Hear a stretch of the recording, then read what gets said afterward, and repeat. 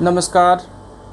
न्यायशाला के आज के सेशन में आप लोगों का हार्दिक स्वागत है। आज हिंदी दिवस के अवसर पर मैं आपको एक बात बताना चाहूँगा कि ये जो नमस्कार मैं यूज़ करता हूँ, मैं प्रयोग में लाता हूँ या अन्य कई लोग प्रयोग में लाते हैं, ये नमस्कार शब्द हिंदी का सबसे ज़्यादा बोले जाने वाला शब्द है। तो इसी रोचक जानकारी के साथ और इसी नमस्कार के साथ न्यायशाला का आज का सेशन की शुरुआत मैं करता हूँ। बड़े दिनों बाद आज न्यायशाला का ये सेशन मैं लेकर आया हूँ आपके सामने। कुछ चीज़ें रही बीच में जिसकी वजह से मैं आपके सामने नहीं आ पाया। तो आज मैं बात करूँगा न्यायशाला में सिर्फ हिंदी दिवस पर और हिंदी पर। लोग मजाक में कहते हैं ना, हिंदी में बिंदी लगा दो तो हिंदी हो जाती है। और यही जो हिंदी में बिंदी लगाने वाली बात है, ये हमारे राजनेता भी हमारे साथ करते आए हैं 1950 से लेकर अभी तक, या उससे पहले भी जब 1918 में हिंदी साहित्य सम्मेलन हुआ था और महात्मा गांधी ने कहा था कि हिंदी को राष्ट्रभाषा के रूप में इस देश को स्वीकार करना चाहिए और इस देश में हिंदी ही एकमात्र भाषा है, हिंदी एक भाषा है जिसे राष्ट्रभाषा के रूप में स्वीकार किया जा सकता है। लेकिन आज भी यह भारत का दुर्भाग्य ही है, हमारा और आपका भी दुर्भाग्य है कि हिंदी सिर्फ़ और सिर्फ 14 सितंबर तक सिमट कर रह गई है, हिंदी दिवस तक सिमट कर रह गई है। जैसे हमारी देशभक्ति सिर्फ 15 अगस्त और 26 जनवरी तक सिमट कर रह गई है, उसी प्रकार हिंदी भी हिंदी दिवस तक ही सिमट कर रह गई है। कुछ जानकारियाँ मैं आपको दूंगा, कुछ जानकारियाँ आपको पता भी होंगी, कुछ ऐसी भी जानकारियाँ हैं जिसे सुनकर शायद आपको शौक़ लगे, आपको सुनकर अच्छा ना लगे कि वाकई में हिंदुस्तान में क्या ऐसी चीज़ें हैं क्या। 26 जनवरी 1950 को जब संविधान बना तो हिंदी को राजभाषा का दर्जा दिया गया और 15 साल का समय दिया गया कि 15 साल के इस समय में पार्लियामेंट कोई कानून बनाएगा, पार्लियामेंट एक कानून के साथ आएगा, जिसके बाद 15 साल के बाद अंग्रेज़ी जो यूज़ में लाई जा रही थी, अंग्रेज़ी सारे कागजी कार्रवाइयों के लिए और भी एक्ट बिल लाने के लिए सारी अंग्रेज़ी जो लाई जा रही थी उसको हम छोड़ेंगे और हिंदी की तरफ बढ़ेंगे। मतलब 15 साल का समय निर्धारित किया गया था कि उसके बाद हम हिंदी को प्रयोग में लाएंगे और हिंदी को उसका सम्मान दिलाएंगे। लेकिन आज इतने वर्षों के बावजूद भी हिंदी सिर्फ और सिर्फ 14 सितंबर तक सिमट कर रह गई है।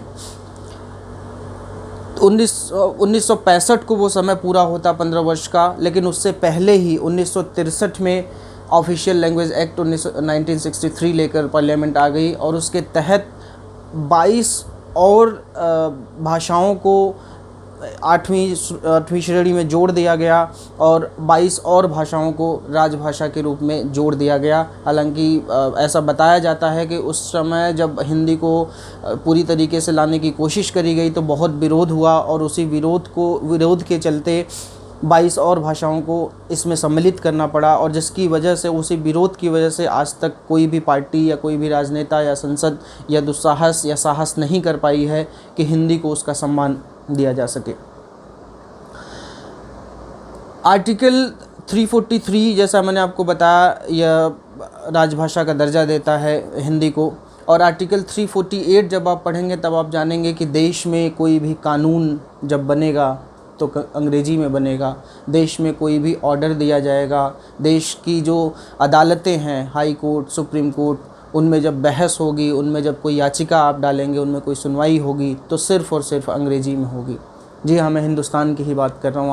आप उसी हिंदुस्तान में हैं जहाँ की अदालतें, जो कि जिसको कहा जाता है कि वहाँ से आपको न्याय मिलेगा, उस न्याय के लिए आपको अंग्रेज़ी आनी चाहिए।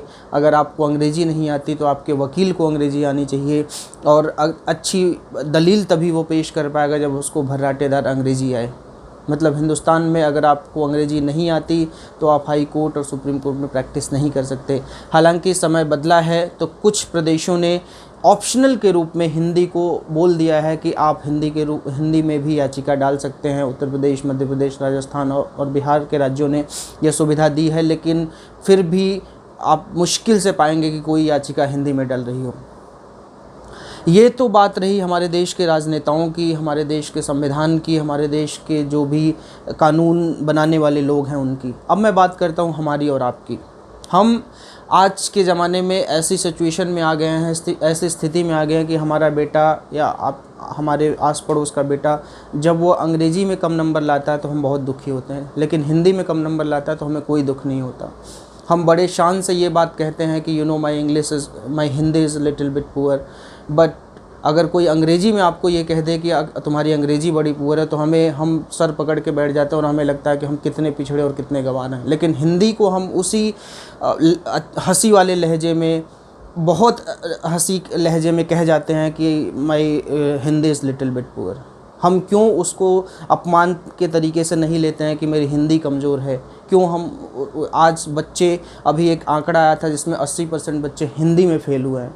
आप यकीन कर सकते हैं कि हिंदुस्तान में, वो भी उत्तर प्रदेश के बच्चे, यूपी बोर्ड के बच्चे, तो आप यकीन कर सकते हैं कि उस हिंदुस्तान में जो हमारी मातृभाषा हिंदी है, हम जब सुबह उठते हैं, शाम को सोते हैं, उसके बीच में हम सारी वार्तालाप अपनी हिंदी में करते हैं, फिर भी हिंदी की ये दुर्दशा शायद हिंदी ने भी नहीं सोची होगी।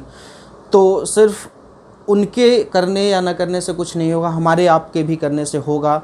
हम हिंदी को प्रयोग में लाएं, हिंदी को सिर्फ हिंदी दिवस तक ही ना सीमित रखें। ठीक है, अंग्रेज़ी भी हमको बहुत अच्छी तरीके से आनी चाहिए, क्योंकि आज का जो वातावरण है, आज की जो चीज़ें हैं, नौकरियां हैं, सब के लिए अंग्रेज़ी ज़रूरी है। लेकिन उसको सीखने के चक्कर में हम अपना बेसिक जो है वो कभी ना भूलें। वो हमें हमेशा याद रखनी चाहिए। हमें अपनी भाषा, अपनी मातृभाषा को ज़रूर याद रखना चाहिए।